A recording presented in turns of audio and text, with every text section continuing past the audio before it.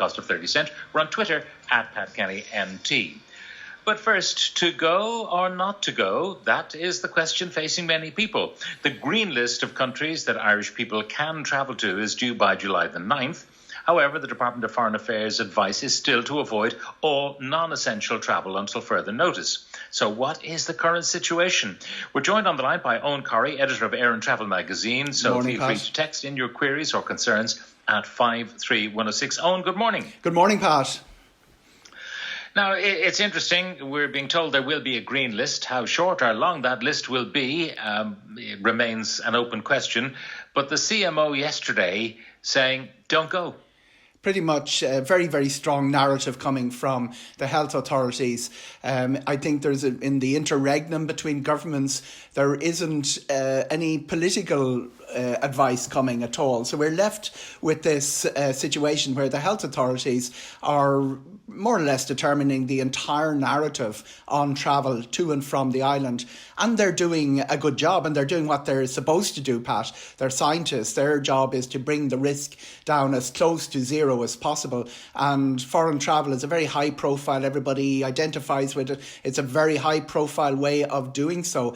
It's not their job to say that 75% of Ireland's tourism industry is inbound and there are over 200,000 jobs at stake. And it's not their job to say the European tourism industry in the places that we go, and we're not talking about the places from where cases have been imported. Iraq was instanced yesterday. Pakistan was the big cluster. Bangladesh was a big cluster. The places we go on holidays have spent billions to get their product absolutely as safe as possible. The places we go in numbers like Lanzarote have very, very few cases. And although the CMO has pointed out that foreign travel and a foreign holiday, it's discretionary and it's largely recreational, it's a huge investment and a very important item for a lot of the people in Ireland who've gone through the lockdown, done everything they've been told, and now being told now this is a bit dodgy or may even be criminal. Now, can you talk to me about insurance and refunds from airlines? I mean, if the flight is going, we've been saying on this programme with you time and time again, if the flight's going and you're not on it, no refund. So when you get the health authorities saying one thing, does that have any weight at all, or do we always depend on the Department of Foreign Affairs to say you can't go and then your insurance can kick in? It's very easy to get confused here. What the health authorities say does not matter. What the Department of Foreign Affairs says is really what matters. And that's the audience that the health authorities have been pitching their argument at. Do not lift this blanket ban on essential travel. It means that travel insurance doesn't cover your trips. That's a huge deal, for instance, if we could get into America, which we can't. It's not as big a deal within Europe because the EHIC, the EHIC card, it's separately legislated for and it is being honoured. And the countries that are open for tourism, which is most of Europe, are honouring EHIC cards. Yeah. So this is the European Health Insurance Card, which all of us should have, and that is being honoured in all EU countries. Things like your lost baggage, all of that travel insurance for that is not covering. There's also a huge question. Travel insurers are facing a huge liquidity crisis of their own, and they're going through claims, and some of the claims are not clear-cut on a case-by-case basis. A lot of stuff being ruled out, some stuff being ruled in, but we're entering a very different phase on all of what we've spoken about on this programme before, Pat. In the past, there was maybe at the lowest point, maybe 12, 13 departures from Dublin Airport. As of tomorrow, there are 80. And that's going to go up. Air Canada resuming the day after. We're now in a situation where the flights are departing. So the refunds will not be offered to people who have booked maybe in advance of this. Their flight departs. They now have a big question. Do they get on the flight against that noise that's been created all about foreign travel, not as close to a prohibition as a health authority can impose on it, and losing their money because there will be no refunds for these flights. The flights are departing, people have paid for them, and the airline will quite coherently say it's not our problem. the only way of getting your money back then is to go back to the travel insurance company and say, DFA says all but essential travel is banned. Can I get my money back? And my experience of this, as I say, it's very fluid, as is an awful lot in travel, is that the insurance companies are sending you back to the airline, and then more importantly to the tour operator and travel agent, who are liable for it under the Package Holiday Directive. It's still law, and that's where under the terms of a package, if someone sells you three things, let's say a flight, a hotel, a transfer, maybe a theme park ticket, and one element of it doesn't take place, then there's a legal question of who's liable. And we could run into, from a very, very messy situation on refunds over the last 100 days of coronavirus, we could be running into an even more complicated one in the weeks to come, unless we get some sort of political decision, which is not forthcoming, Pat. And it's really important that our new government sits down with that health advice, which has been heavily publicised over the weekend, and says, we are either going to go with the European directive, the Margarita Schinas directive, which has been in place for a long time now, on the World Health Organization advice, which is not to close borders. Are we going to face this prospect? As I said, in times of crisis, it's a very easy political decision to raise the drawbridge. It's not as easy a decision to let it back down again. Now, you were mentioning the cases that have been imported here. 13 cases of the virus, and maybe more in the last 24 hours, I don't know. Bangladesh, India, Pakistan, Portugal, which had a very low incidence, as we know, Sweden, Ukraine, the United Kingdom and the US. Now, do we have any information whether they were people coming here on business or returning to employment, for example, or whether any of them were holidaymakers? The CMO was asked that question and didn't have the information to hand. But the figures, to me, are the countries involved are not holiday destinations, are not normal travel destinations. And we're not just talking about... the UK and the US and Portugal would be for many. Sweden, perhaps, holidaymakers. But it's interesting that these people are coming into the country and you're wondering, are these the ones we've caught? Because they became symptomatic. There are no tourists in the country at the moment. The tourism industry is shattered and trying to save its season. So we can assume that the people a lot of what's happened with the resumption of flights has been repatriation, people who've been waiting to come back in again. You can obsess a little bit about it. My hope, and I expressed it on this programme, was that the blanket ban on travel would be removed on June the 18th. Pushing it into July, the large numbers of people aren't moving yet, isn't a big deal. But if we don't remove it on July the 9th, then we're into a more serious situation. Because, for instance, one of the big German tour operators had tens of thousands of bookings of people due to travel on holiday. They needed a decision on Friday whether we were open for business, or they shifted to other countries that they see are open for business. So it's really not the health officials' job to say open the borders, because their job, they're scientists, Pat. Their job is to say, is there a risk? Can we get it down to zero? And international travel will involve that risk. It's up to somebody else. And other countries are facing the same dilemma. Good example would be Portugal. They had an outbreak last week. Everything changed a little bit. Germany, which was best in class, and then got a couple of outbreaks in the east of the country. And Finland, which is next door to Sweden. There are different metrics being used as to what countries would fit on what we call the green list. Other countries have terms for it. Sweden tends to be on all of them. The measurement is done over 7-day cases, new cases, or over 14 days. And Finland, next door to Sweden, is going to be even slower in opening its borders than we are. Very, very worried. Greece changed its policy. A lot of countries, everybody is frightened. Everybody is saying we're with the principle of reopening borders. We're with this whole EU principle of let's not turn ourselves back to the 1950s. But Ireland doesn't seem to have even anybody publicly stating that policy and diverging from it.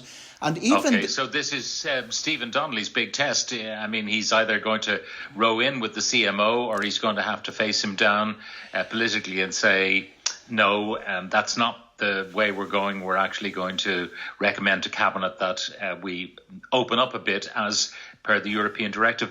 Eoghan, I'll throw a few of the questions and comments coming in. People need to be protected from themselves. Impose a 14-day quarantine on people from Ireland returning home. That sorts everything out. No Irish person can afford a month off work. That's Darren from Dublin. Of course, many people coming home will be coming home to work from home. So effectively, they just return to their little cocoon. They might be prepared to take the risk in that circumstance. If the government doesn't want... Yeah, go on. Never has the proportion of people who would not be affected by quarantine been as high because of the factors that you say. The problem with quarantine is it's very crude. It's something that doesn't belong in the current age, really. If what it's done in the past through history, it's delayed the virus arriving.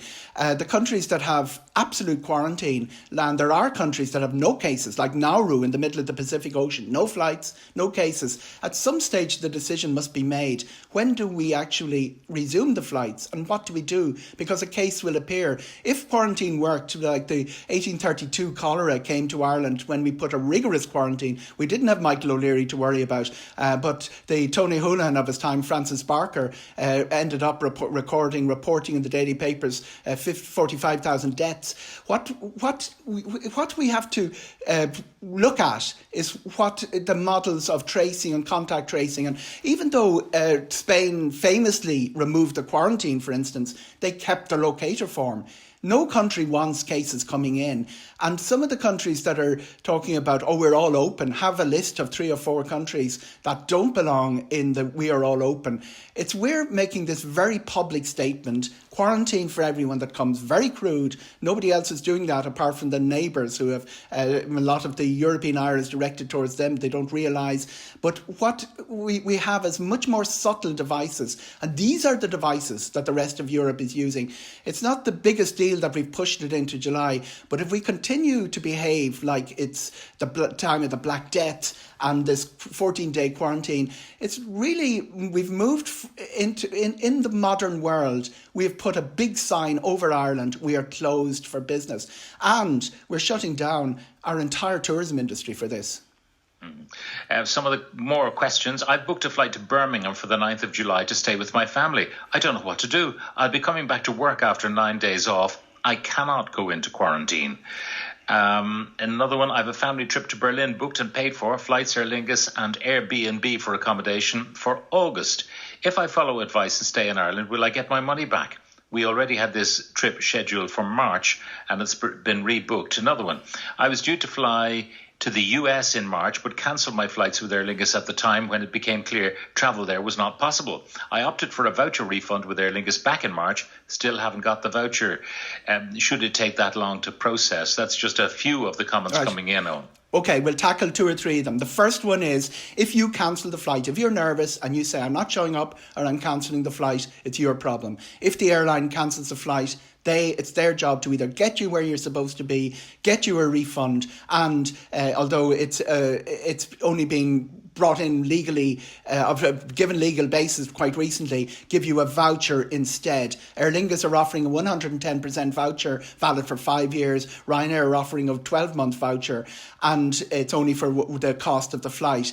Some of the airlines are bringing in free change fees. Now this is it sounds a lot better than it does, because when you change the flight, the price in some cases is more expensive by more than €100, and people are running into that problem. A second issue is that existing bookings for a lot of the Ryanair flights are not given the free change fee, whereas the new ones were introduced in a very heavily publicised measure just before we did that. There is another question in there about what will I get my money back because I have to quarantine and it no longer is possible for me to do so. The answer is no, and that's something that could play out with the consumer rights groups and in the courts in months to come. And if you're not allowed into the country, you had a question there about the USA.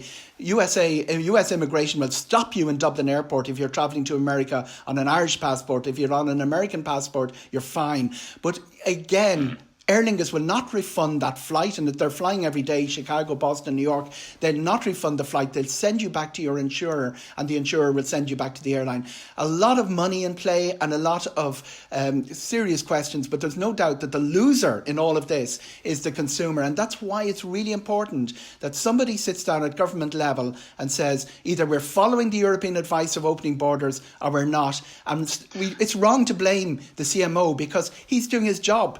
His job is to he's say, doing his job, yeah. Let's get the risk down to zero. And at the end of the day, bearing in mind the medical advice. Robert in Crumlin says, if the government don't want people to go away, they'll have to do something about the price of hotels here. Total rip-off. And we've heard lots of anecdotal stuff about that. What about a return flight where Aer Lingus cancels the outward flight, but the return flight is now confirmed? They will not return us for the return flight, even though we can't get out in the first place to take the return flight. Crazy. That is mad. That shouldn't happen. I suspect that could be a complicated booking where there are two separate bookings involved. If you've booked the same, if you're under the same PNR number, that's the little 6 digits, numbers and letters, your return flight will have impact on the entire contract. But there could be another complication there. Case by case, can't really work out whether Aer Lingus are liable on that or not. Oh, by the way, there was a question about how quick the refunds are. A couple of interesting things happening there. Ryanair speeded up the refunds and they're working through it really, really well. A lot of the refunds from March are now through. But some of the Aer Lingus seem to have been very, very quick with refunds at the beginning and then slowed down, and presumably Aer Lingus is going through short timing a lot of staff and laying off staff and looking for redundancies. That may be having an impact on it. But most curious for me is the refunds are not being paid in chronological order, which you'd expect. Some of the later refunds have been paid and some of the earlier ones people are still waiting for. There's another airline issue here as well. The European Air Safety, EASA, the European Air Safety Authority, adopted a list of protocols in combination with ECDC, the disease people, and they were introduced at European level, and each country implemented a protocol. And such is our scattergun approach to all of this. The Irish protocol has still not been implemented, even though 40% of Ryanair flights are returning to the sky tomorrow. Aer Lingus and Ryanair are both adopting the European protocol without the local protocol. It seems you got stuck somewhere in the Department of Transport, and that has been a pattern all through this. The CMO is giving his advice, but other departments don't seem to be working with the initiatives that are coming at European level, where all the legal stuff is being sorted out and implementing them in Ireland. We saw something similar with the consumer rights legislation on vouchers, which sat from Easter Sunday right through for nearly 10 weeks before it was implemented. We're slow in reassuring our consumers, and there are a lot of people fretting out there. They want to know what's happening. Are they don't want to do the wrong thing? Are they supposed to quarantine? And they also don't want to lose their money. Some of the comments now coming in. It's selfishness to think of foreign travel at this time. Luke O'Neill says it's a luxury, not a necessity. Andrea says let them spend their holidays in Ireland.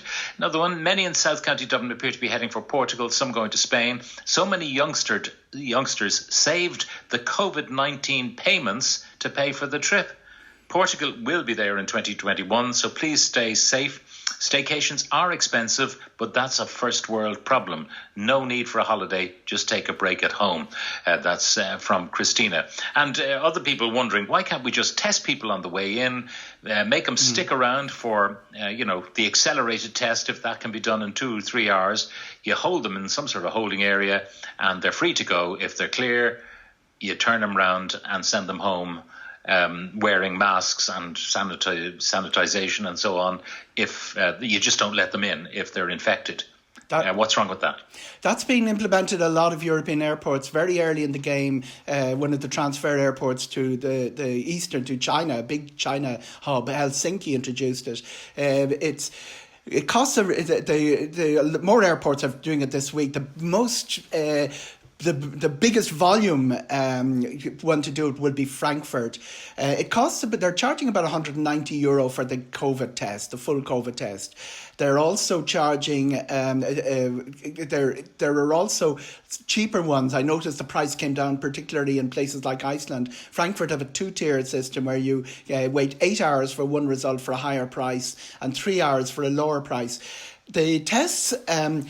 There is some question as to how accurate the test is, as there is with all tests, but it's certainly something that has been being brought in by airports. I see it brought in by airports to reassure passengers and also to reassure their own local health authorities. But the problem is the expense of it will often be in excess of the airfare, and I see it more being used on transfer passengers than on point to point. There's also there's also a lot of technology, some of it from Ireland. An Irish company has been at the forefront of the thermal screening, where by looking at a screen you can actually measure people's temperatures. It's beloved in Asia. The Asian airports using it a lot. Not sure whether it's enormously accurate, but it certainly is great in calming people down. All right. Well, no point in just temperature, because you could be asymptomatic, no temperature, no cough, no sniffle. Anyway, Eoghan, look, thank you very much for joining us. That's Eoghan Corry, editor of Air and Travel magazine. Now, we have a poll on Twitter this morning.